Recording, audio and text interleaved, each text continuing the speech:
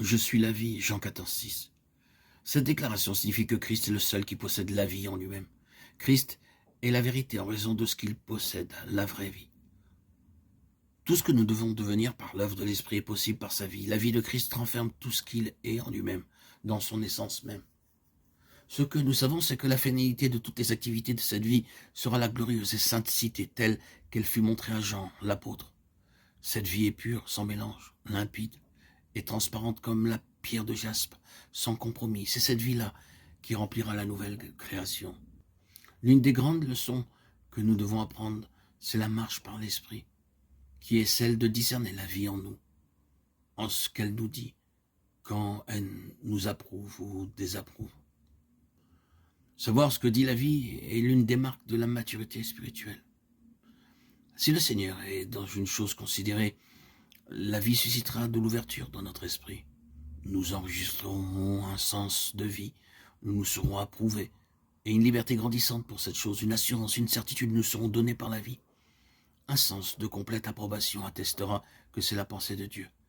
Et par le Saint-Esprit, le témoignage sera en nous pour affirmer que c'est la volonté de Dieu. C'est là un aspect de l'expérience de sa vie quand Christ est notre berger.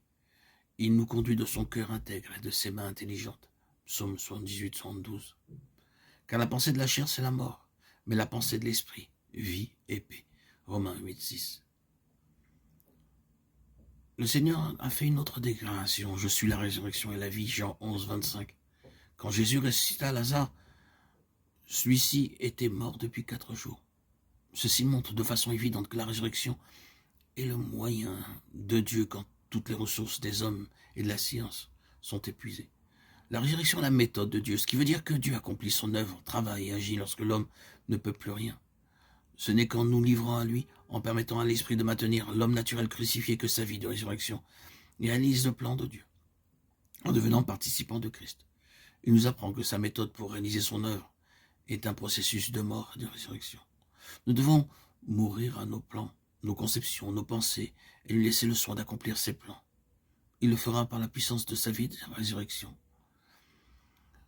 Il nous déclare encore, je suis le chemin, Jean 14, 6. Qu'est-ce qu'un chemin? C'est une voie qui mène à une destination. Nous sommes tous destinés au trône et seul notre Seigneur peut nous y faire parvenir. Christ, notre chemin, est donc en relation avec notre marche et notre destinée qui est le trône.